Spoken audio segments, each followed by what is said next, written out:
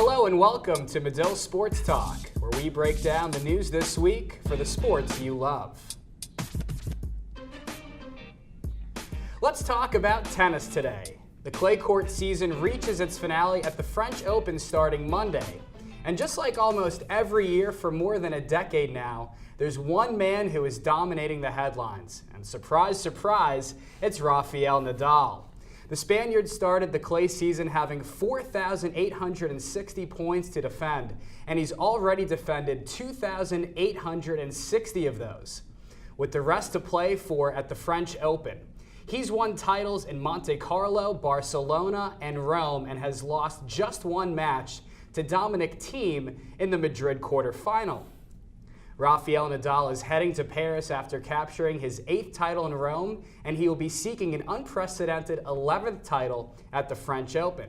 Connor, how do you expect him to fare these next 2 weeks? Well, I mean, you look at how he's coming in. He just won in Rome, and he's coming in like his usual self, just dominating on the clay. He's 17-1 this season, and he's looking for his 11th title, like you mentioned, at the French Open, and that is just remarkable what he's done. It's a record for any major.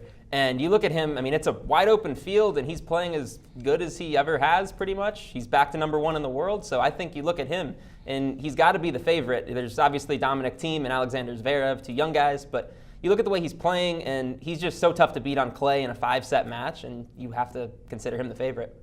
He's one of the best of all time, and Annanya certainly has something to prove, definitely, in the French Open. Yeah, I mean, I don't think he has any opponent right now who would challenge him to beat him to the title. So he, like Connor said, I have to agree with him totally. He's in a hot streak right now. Has won 17 matches, just lost 1 match this year, and even considering last year he lost just 1 match. So there's only 1 guy who has beaten him on clay in 2 years. So I don't think, I mean, with Federer not playing, and even though if Federer played, I still say Nadal was a favorite for the French Open by far. Yeah, but this time I don't think there's anyone who's going to stop Nadal from winning the French Open. Well, you guys both mentioned the young stars in Zverev and Thiem. They've been producing on the ATP Tour for a few years now, but they haven't broken through to win a major yet. So, Annanya, which of these guys is more likely to leave Paris and win his first major? Okay, so because the rankings are such that Zverev is currently ranked 2nd and Thiem is, I think, 7th or 8th. So I think Zverev would have an easier path to the final. So he's not going to face Nadal before the final, which is a big plus for him. Although he can face Thiem in the quarterfinal though. But again, I mean, he has it in him to reach the deep stages of a Grand Slam, but he hasn't done it yet. So I think this might be his deepest run in the Grand Slam yet. He hasn't been past the 4th round anywhere.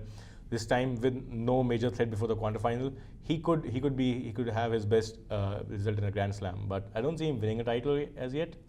So yeah, and then talking about Thiem, Thiem he's a great player. He's just beaten Nadal in Madrid, and he's the only guy to have beaten Nadal in the past 2 years. So again, he's on a hot streak also right now. Although he lost to Zverev at Madrid, but I hope he has a great time at French Open. Connor, it's never easy projecting talent like this. What do you think? Yeah, I mean, Annanya mentioned Zverev hasn't made his push in the majors yet. I think he will see some success here with the open field and all that. But Dominic Thiem has had more of a track record at majors, especially at the French Open. The last 2 years, he's advanced to the semifinals each year. Last year, losing to Nadal. But he's a great clay court player. He's beaten Nadal 3 times in his career so far. All of those wins are on clay, and one of those came this year. So he's the only man to beat him on clay this year. I think despite the ranking, he is seated a little bit lower, but I think that he's got the best chance of knocking off Nadal out of anyone else in the field.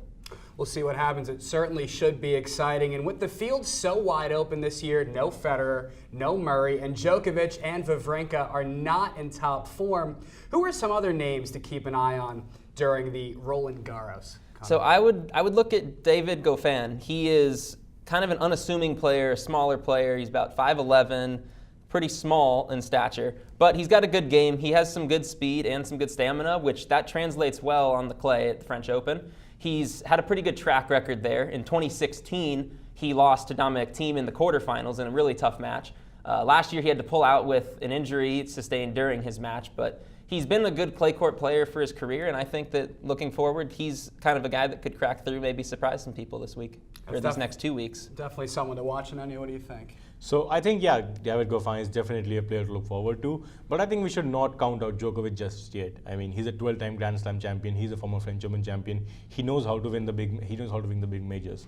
So he's coming back. He had a good run at Rome. He lost to Nadal, but he gave him a good competition in the first set. So we should, and especially because Djokovic would be like seeded 20th or 21st. So, he could be a danger for other seeded players early on in the draw. One of the big names we haven't talked much about, Roger Federer, who has skipped the entire clay season again to rest for the grass season. Annanya, what do you make of this decision? I mean, I'm not surprised at all. I mean, Federer, he did that last year. He knows clay is not his strong suit. So he also has problems with his body when he plays on clay. So I think it's best for him if he preserves himself for grass season coming up right after the French Open.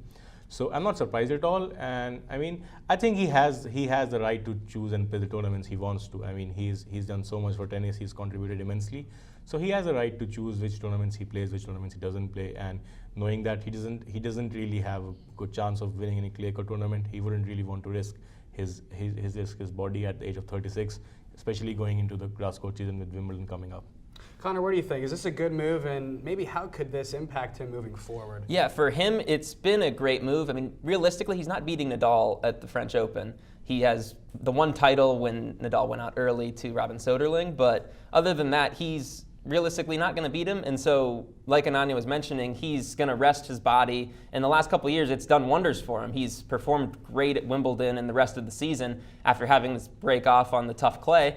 And so I think resting for him personally is a great decision. Obviously, the French Open would love to have him and be able to market, another star, the greatest in the game, and, hopefully get another Nadal-Federer final. But realistically, Nadal's dominated those matches at the French Open, and when you look at it, it's a smart decision for him, and he'll prepare for Wimbledon, and he should have a great grass season.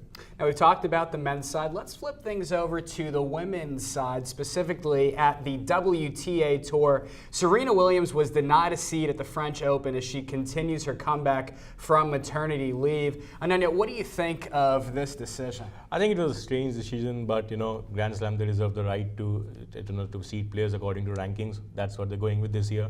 So, I mean, it's a bit surprising, but again, with Serena, I mean, the seeding doesn't matter for her. She is a strong player. Although she has played only 4 professional matches ever since she gave birth to her daughter. So Serena is going to be fine, I think. I mean, without the seeding. What I'm worried about is the other players who might face Serena early now. Because if Serena was seeded, other players would have had like a 2-round gap before facing Serena. Now they might have to face her in the first round as well. So that would be a big surprise to see who gets this early. It's another big name, Connor, that's been out of the game for a little bit. What do you make of this? Yeah, so we saw a situation similar to this at the U.S. Open with Maria Sharapova making her return last year. And she played Simona Halep in the first round, and she beat Simona Halep, who was one of the top seed. I can't remember, but I think she was number 1 at the time. And that's just brutal for a top seed to go out that early. And you look at Serena, if she's playing well, she can beat anybody. So I think you saw a lot of the top seeds giving their takes, saying that Serena deserved a seed and all that, which they probably do believe she deserves one, but also they're probably looking out for themselves, saying, hey, we don't want to play Serena in the first or second round here. I'm a top 32 seed, and I deserve to play some unranked players and get used to the clay and adjust to the major before playing a star like Serena.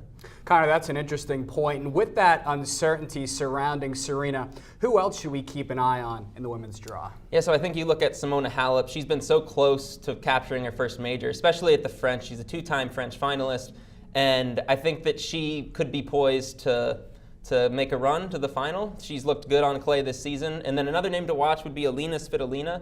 She beat Halep in the Rome tournament, and she's looking good on clay. She hasn't quite made a run at a major, kind of like Alexander Zverev, but when you look at what she's done, she's been a great player, and with the uncertainty with Serena, Sharapova still working back in a sense, then I think that she could be a young player that could make her first major run. Annanya, anyone else worth watching on that side? So yeah, you mentioned Sharapova. I think Sharapova has, I think she has like the best chance ever since she came back from her ban. So I think French Open is her strongest suit. So I mean, she's won it twice before. She's the only one apart from Serena to have won it multiple times. Okay, and she's coming in good form. You know, she made quarterfinals in Madrid, she made semifinals in Rome, and she's expected to be seeded 28th, so which gives her a bit of a breathing room. But again, you never know the draw. She might face Serena in the first round, and she has a terrible record against Serena. She's, I think, lost 16 of 18 matches. So you never know, but that's a remote possibility. I think Sharapova, she has a chance to make a deep run, especially with women's draw. I mean, pretty much wide open right now, and I mean, because she's an experienced player, former champion, she has a good chance, I think. Well, guys, certainly exciting stuff. We'll just have to wait and see what happens. And, well, that's all for this week on Medill Sports Talk. We'll be live on YouTube and Twitter next Wednesday. Stay up to date on our Twitter page at Medill Sport Talk and check out all 14 episodes of MST on YouTube. For Connor, Yahn, and Annanya, I'm Darren Zaslau. We'll see you next week.